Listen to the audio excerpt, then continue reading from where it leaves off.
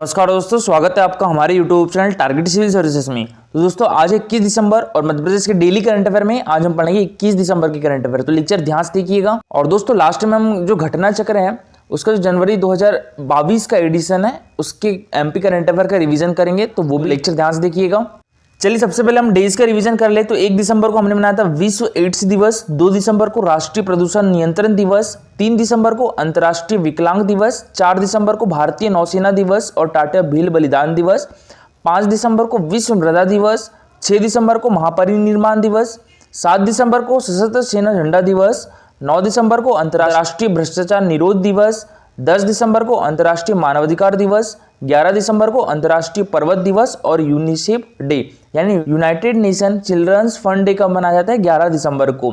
14 दिसंबर को राष्ट्रीय ऊर्जा संरक्षण दिवस, 16 दिसंबर को विजय दिवस और कारगिल विजय दिवस कब मनाया जाता है दोस्तों 26 जुलाई को।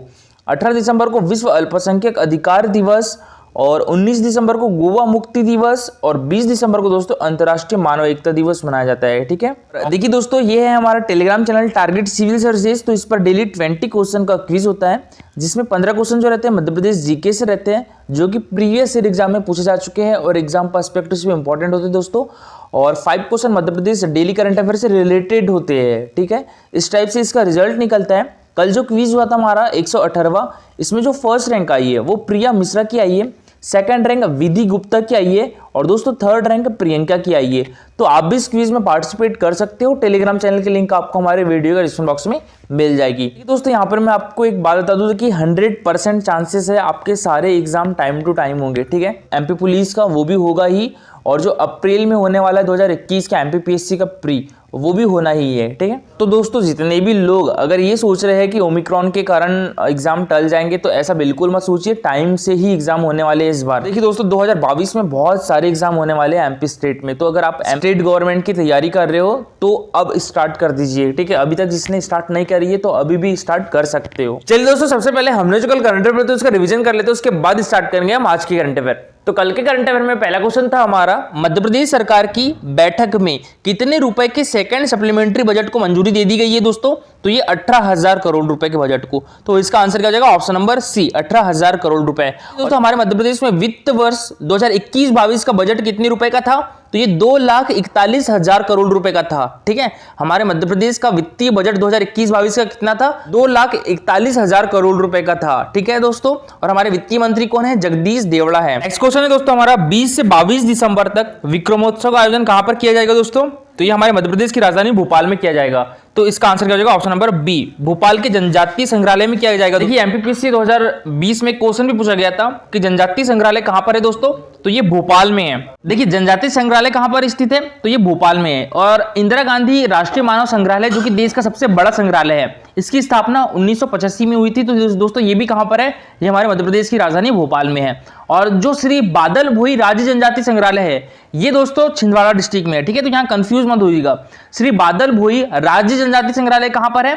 तो ये छिंदवाड़ा डिस्ट्रिक्ट में है। ठीक है, इसकी स्थापना 1954 में की गई थी।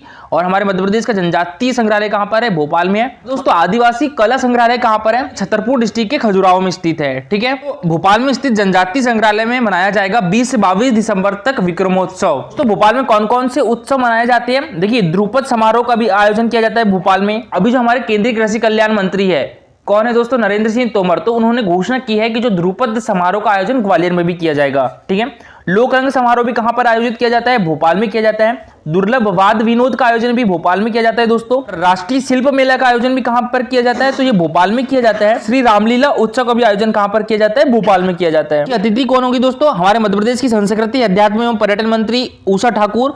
और इसकी अध्यक्षता किसके द्वारा की जाएगी? हमारे मध्य प्रदेश के उच्च शिक्षा मंत्री डॉक्टर मोहन यादव के द्वारा। नेक्स्ट क्वेश्चन है हमारा, मध्य प्रदेश शासन के द्वारा आयुष विभाग के माध्यम से वैध आपके द्वारा योजना के अंतर्गत किस ऐप को लॉन्च किया गया था दोस्तों? तो ये किया गया था आयुष क्योर ऐप को। तो इसका आंसर क्या हो गया था? Option number B. ठीक है, आयुष क्योर ऐप।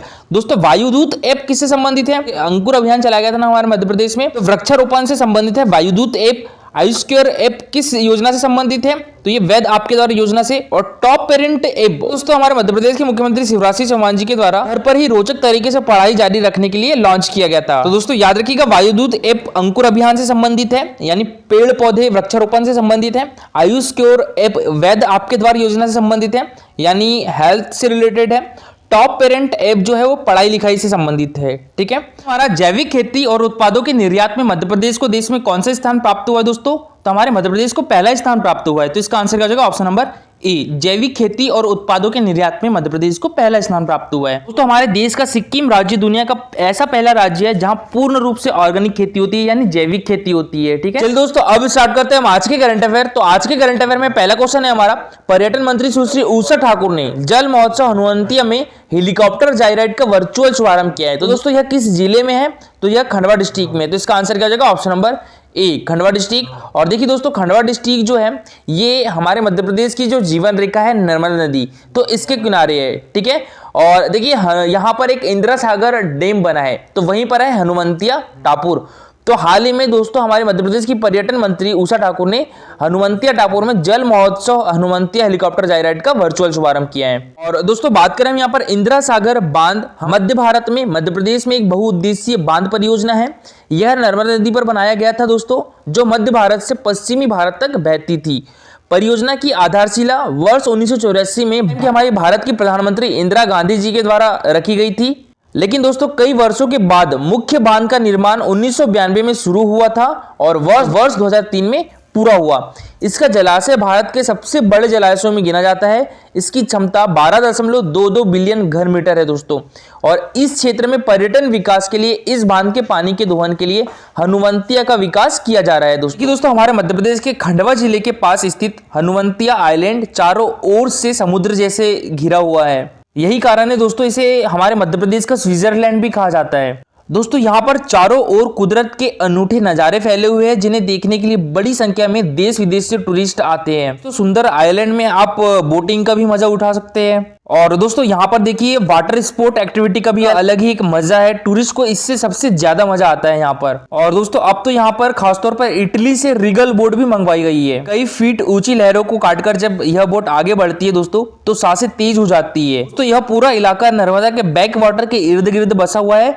और यहाँ पर एक दो नहीं बल्कि पूरे 27 टापू है दोस्तों। यहाँ पर कितने टापू है? 27 टापू है। आई होप दोस्तों कि सभी लोग, अगर आप देखिए गोवा नहीं जा पा रहे हो तो हनुवंतिया टापू जाइए। गोवा जैसे ही मजा दोस्तों हनुवंतिया टापू में भी ले सकते हो आपको यहाँ पर गोवा जैसी फीलिंग आएगी। देखिए दोस्तों अगर आप कहीं घूमने जा रहे हो तो कोशिश करिए कि अगर आप कहीं घूमने जा रहे हो ना तो कोशिश करिएगा कि ज्यादा से ज्यादा जो हमारे मध्य प्रदेश के टूरिस्ट प्लेस है तो वहां पर जाए। ठीक है, तो पर्यटन मंत्री सुश्री उषा ठाकुर ने जल महोत्सव हनुवंतिया में हेलीकॉप्टर जायराइड का वर्चुअल शुभारंभ किया है। इस साहसिक पर्यटन को बढ़ावा देने के लिए जल महोत्सव के दौरान हेलीकॉप्टर जायराइड के माध्यम से पर्यटक इस नवाचार का लुत्फ उठाएंगे और हनुवंतिया का मनोरम दृश्य देखेंगे।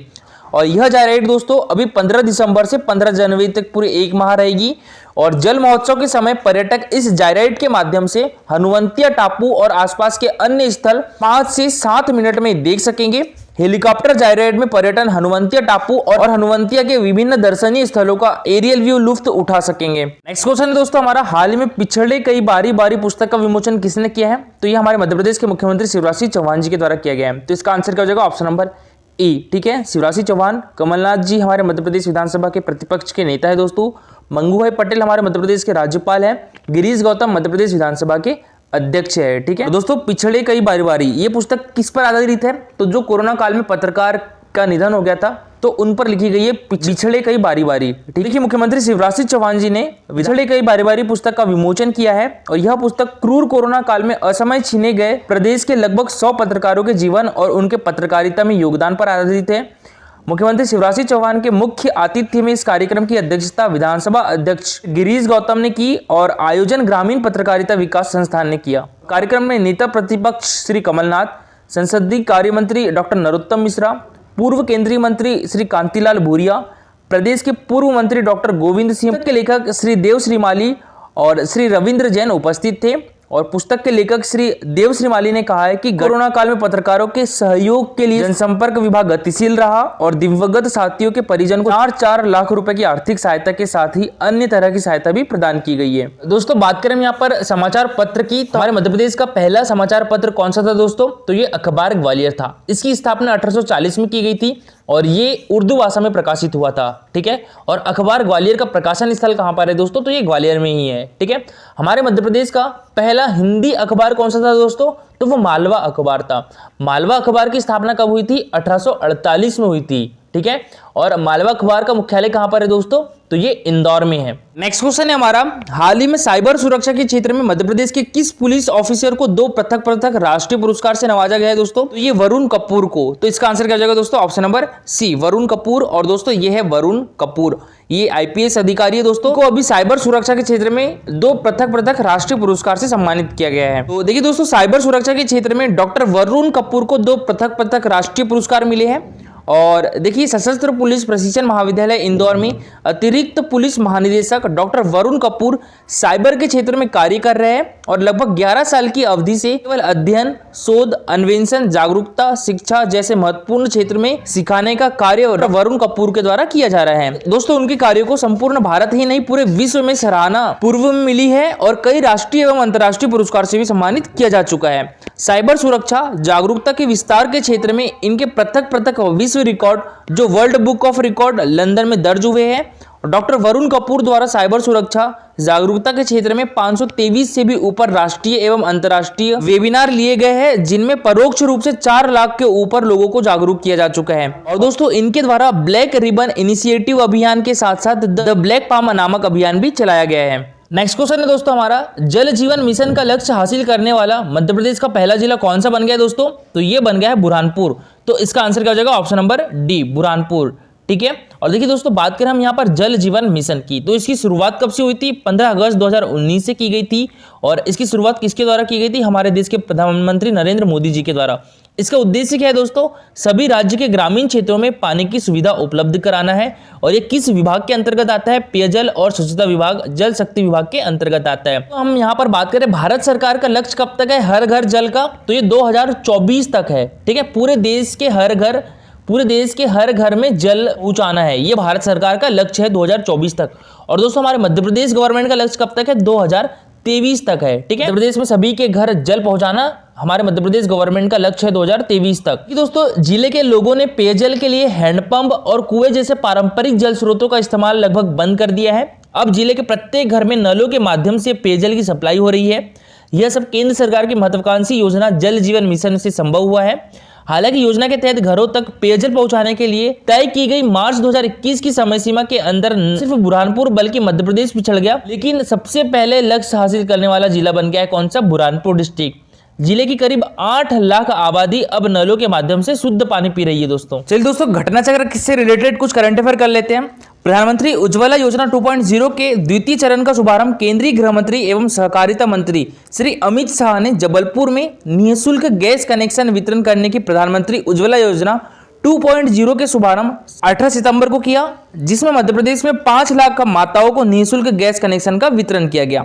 केंद्रीय मंत्री अमित शाह ने संस्कार धानी जबलपुर के अमर शहीद शंकर शाह एवं कुंवर रघुनाथ शाह के बलिदान दिवस पर 5 करोड़ रुपए की लागत से बनने वाले स्मारक की आधारशिला 18 सितंबर को रखी थी दोस्तों। छिंदवाड़ा विश्वविद्यालय का नाम राजा शंकर शाह के नाम पर, तो मुख्यमंत्री शिवराज सिंह चौहान ने छिंदवाड़ा विश्वविद्यालय का नाम राजा शंकर शाह विश्वविद्यालय करने की घोषणा की है। नर्मदा परिक्रमा एक अंतर यात्रा पुस्तक मुख्यमंत्री श्री शिवराज सिंह चौहान को सुश्री भारती ठाकुर ने अपनी पुस्तक नर्मदा द परिक्रमा एक अंतर यात्रा भेंट की है। और देखिए दोस्तों, अब हमारे मध्य प्रदेश में जो कुलपति है वो कुलगुरु कहलाएंगे। विश्वविद्यालय के कुलपति अब कुलगुरु कहलाएंगे। इसकी शुरुआत विक्रम विश्वविद्यालय उज्जैन से होगी। और दोस्तों कल का हमारा क्वेश्चन था, असीरगढ़ का किला हमारे मध्य प्रदेश के किस जिले में है दोस्तों?